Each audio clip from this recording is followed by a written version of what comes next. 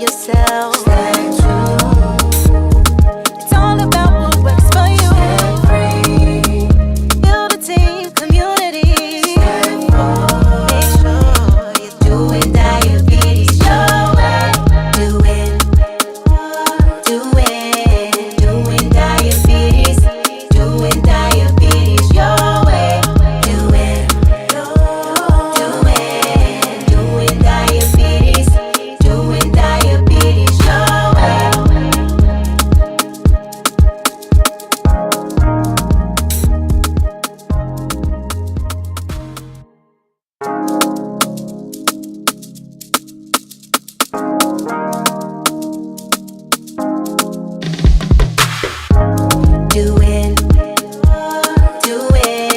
Doing diabetes. Doing diabetes your way. Doing diabetes.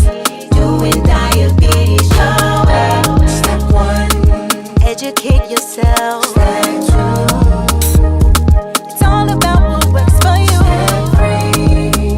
Build a team, community. Stay full.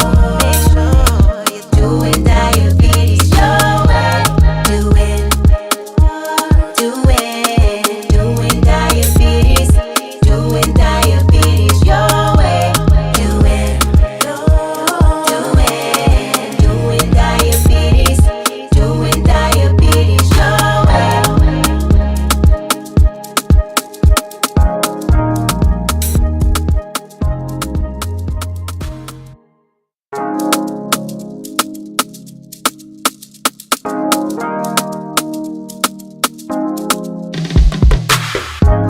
Doing.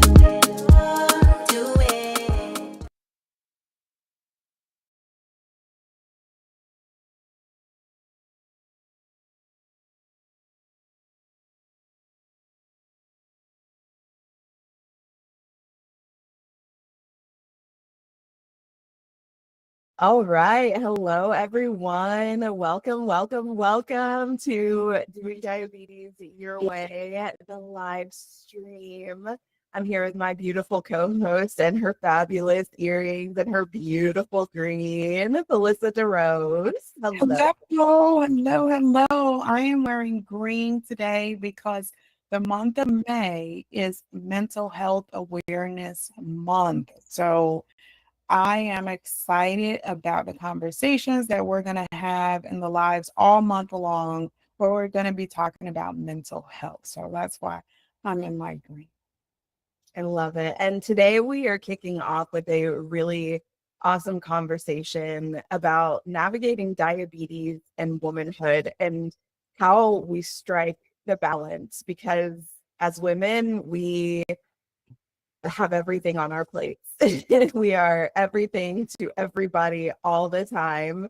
And when living with diabetes, you also have to be everything to yourself all the time. And that can be a challenge for sure. Yes, I am looking forward to this because it's also the month of Mother's Day, right? I think when people think about the month of May, they think about mothers. And so tying that into our discussion will be important. Being a woman just alone by itself is a conversation, then being a mother, then being a caregiver of children, if they're your biological children or your nieces and nephews or somebody else's. All of that, we have to also take care of ourselves. And I feel like when we think about autoimmune conditions and how women are mostly affected by them, and they're finding out that a lot of that is due to stress, this conversation is really relevant, right? Like navigating diabetes, a chronic condition, and also being a woman. Yeah. And I'm like totally curious from your perspective, like, what do you think are some of the challenges that impact us when it comes to diabetes? Well, I'm gonna tell you now, I'm in the phase of my life where it's the perimenopause phase. And that is a process when you are entering menopause, in case people don't know what perimenopause is. And so I'm seeing a lot of conversations from women in their 40s talking about hot flashes and various things like that. Honestly, when my blood sugar is low, I feel as though I have entered into some level of Dante's hell. And I can't imagine a hot flash and hypoglycemia episode. Like, I just envision a burnt skeleton. But this is what perimenopause women are experiencing. A lot of the signs and symptoms are very close to those with diabetes. And unfortunately, a lot of women might get diagnosed in terms of their health care with perimenopause symptoms because they're very close to diabetes symptoms. So yeah, I don't have all the answers. I could just say for me, I recently went to the doctor and asked for my hormone levels to be checked. Because again, all my friends are talking about perimenopause and I don't know where I'm at. I don't know where I'm at. So I just recently told my doctor, can I get my hormone levels checked?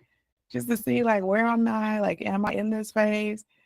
You know, when you're in high school and everybody's going through something and you're like, but am I going through it? Like, that's what I feel like. So we'll see.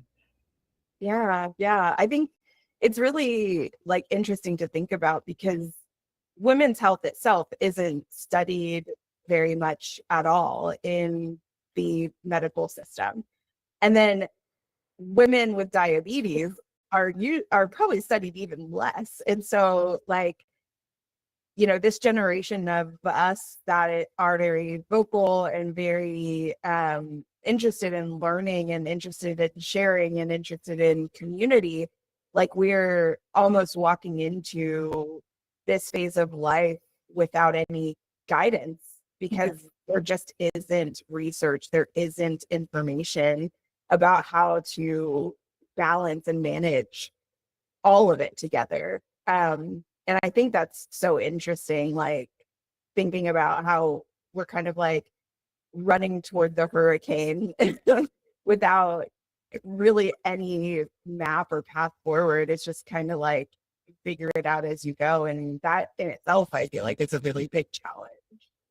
Yeah, I think it is too. Especially, for example, let's take the cycle, right? Like women having a cycle and how your cravings. I think every woman might experience cravings related to the cycle. Like, I swear I do not like chocolate, but close to my cycle, like chocolate is the best thing ever. It's a very weird thing. Now that I wear a CGM, I can see how my hormones fluctuate. For whatever reason, I guess I become very sensitive to insulin. So then I have a lot of hypos.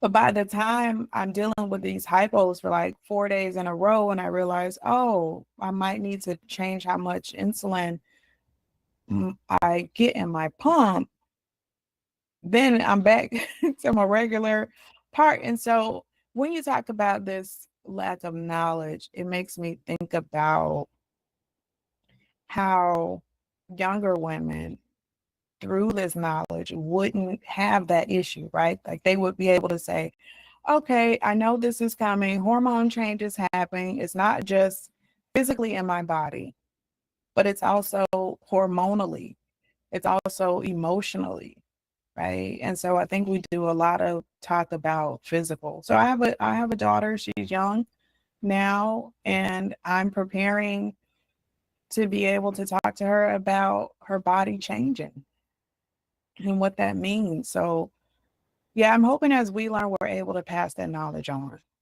Yeah, absolutely. And it's interesting too, like in just kind of the like the overall sphere of women's health. Like, I think this is the first time in my life, and maybe it's the first time that I'm paying attention. Like, I'm 35, so maybe like my brain is just like, oh, you need to know that. So now you should listen.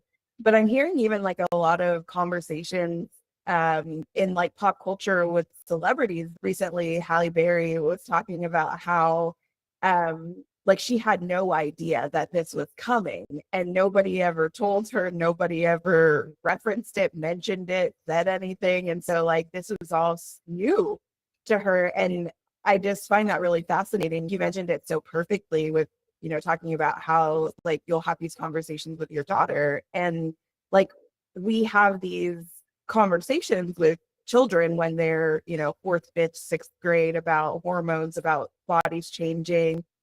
And like that's the only conversation, if that conversation even happens. And by the time you get to be, you know, in your 40s, approaching 50, like nobody's ever had these conversations with you about what's going to change and why. Like until you start talking to your friends, and your friends are like, oh my God, I've been going through this. And like, you're like, oh wait, me too. Like, let's talk about it. And so I think that also is such a unique challenge for us as women living with diabetes, is that these conversations just don't exist in this time.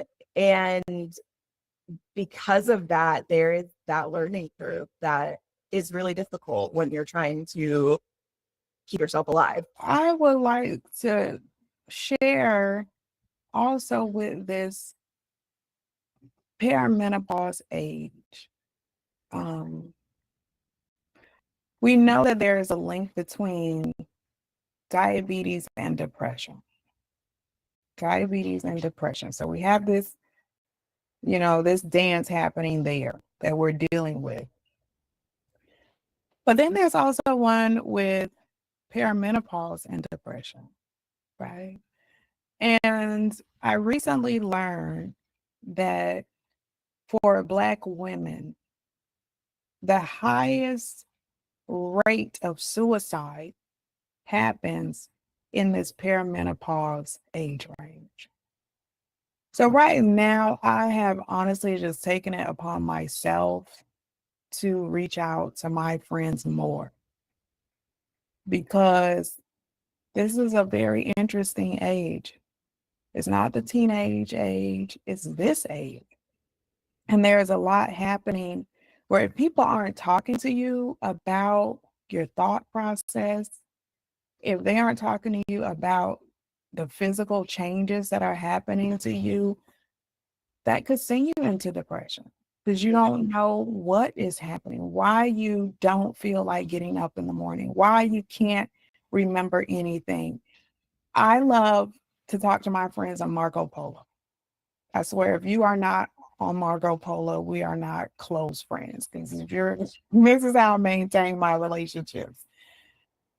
And we are all on Marco Polo like, hey girl, how you doing? I called to tell you.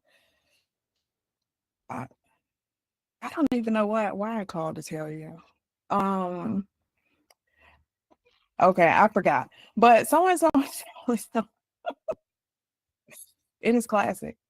Everybody is like, it's like forgetting something. Yeah. So I just want to say my heart goes out to especially Black women in this age, because they honestly need care. And that's just an average statistic. And then when we add the diabetes on top of that, right, there's a whole lot that mentally we're carrying.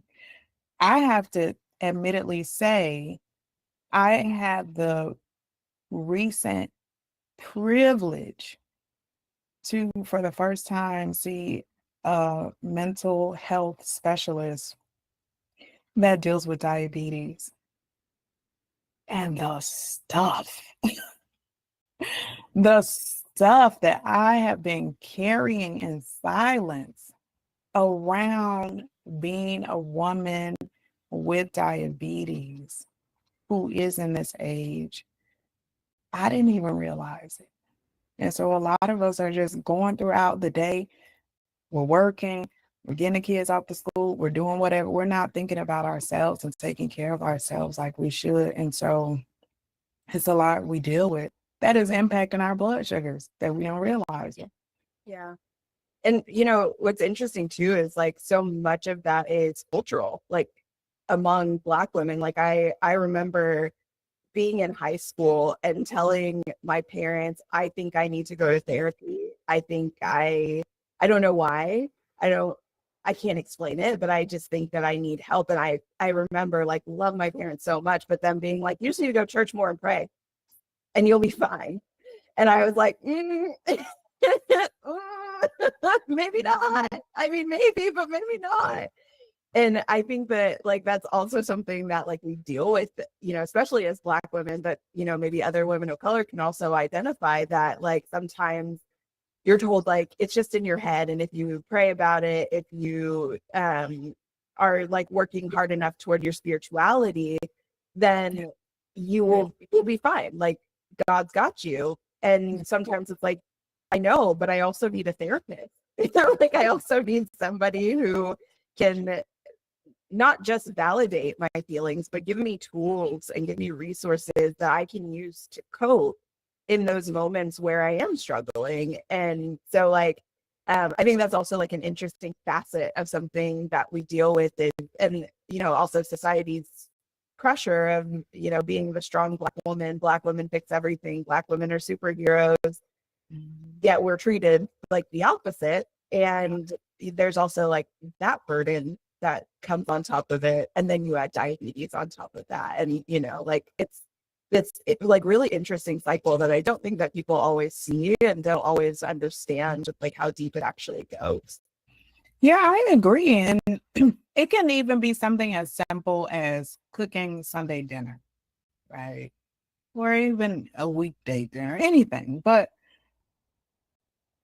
just in my own space navigating around, when I think about meals, I think about what I want. Recently, I wanted some old school butter beans and rice, just with some smoked turkey in it, just butter beans and rice. My family, they don't eat smoked turkey. They don't eat butter beans and rice. So now my brain is like, oh my gosh, I have to worry about them and they, and like when really I just want some butter beans and rice. Yeah. And so I have to share with you, Mila, last week I just cooked butter beans and rice. That was it. Everybody else have to fend for themselves. And I think in terms of like what advice I would give women navigating diabetes, especially when it comes to cooking and the healthy eating, and then the family might not necessarily be on that page, and sometimes you just got to cook what you want. Right now I'm in my cucumber and avocado snack phase. Like that's just what I want. I want me some fresh cucumbers with a salt, pepper, vinegar, and avocado in there, and that's it. Yeah. I'm not worried about other people. Sometimes you gotta just say it's a me day. Yeah. And it's hard to do that, but my goodness, it's so rewarding to be selfish sometimes, especially when you are giving so much. Yeah. Yeah. I love that advice. I think that's amazing. I think if I honestly like that would be my safe advice is take a selfish day every once in a while just to get your bearings and get back to balance. Sometimes you give and you give and you give and you give, and like you just need that for yourself, and it's okay to feel that way. Maybe not like all the time ignoring everybody, but like doing it for yourself when you need it most, I think is like the ultimate form of self-care. And self-care is allowed to be selfish. It's what you need to be able to get back to that point where you feel like yourself again. And feeling like yourself can be really difficult when you have diabetes and you're wearing devices and you've got things attached to you and beeping and you're constantly getting notifications and you might not feel good, but you still have to show up. Like sometimes just having a time where you're like, nope, I'm doing this for me. Yes. Yes. That's Yes. Yes. yeah. Yeah. I think that's such great advice. Well, I hope the audience will leave their thoughts, their advice in our comments and let us know maybe what some of the balancing things that they do to really manage diabetes and womanhood. I loved this conversation. I think it really kicks off so many more questions, even that more than we have time to answer today. But I want to leave it there. And I think I want to ask you, Felissa, before we end, um, what are you doing? How are you doing diabetes your way in terms of really navigating around striking a balance in life? I am getting back to working out the way that I enjoy. I have done more than 45 Ks and I love doing 5Ks, but I haven't done one in a year until this past weekend. Hey. And it just felt so great. I missed it. My body's aching in places that's like, girl, you ain't done this in a year. And it feels good. It's a reminder that the more I do them, the better I am. So my plan for 2025 is to get back to doing my 5Ks because my blood sugar is better when I am working out for a while. And I do want to say for those people who aren't into 5Ks, I wasn't at some point either. So I do want you to know I'm a 5K walker. Not only am I a 5K walker, meaning I walk the entire 5K, but I have never met a 5K and I got to the end and thought I would love to keep going. So I say that to let you know that I'm not a 10K, I'm not a half marathon, I'm not a marathon person. I'm a 5K walker. I love it. That's where I'm at. And so my time after taking a year off was 52 minutes. My fastest time was 45. That's walking 15 minutes in a mile. And so my goal is to get back there. But a year off at 52 minutes was not bad. So That's excellent. Congratulations. Get that medal, girl. I feel like the way that I find balance is I need moments to sit in complete silence. okay. I feel like I've been doing that really well lately. I will turn off everything. I'll turn off my phone. I will put it in a completely different room. When my partner walked in the other day, he was like, "Are you okay?" And I was like, "I'm amazing right now." But I literally will just lay on the floor. I will like take off my shoes. I'll sit on the floor first, kind of like stretching out a little bit. And then I will just lie down, close my eyes, and just like focus on breathing.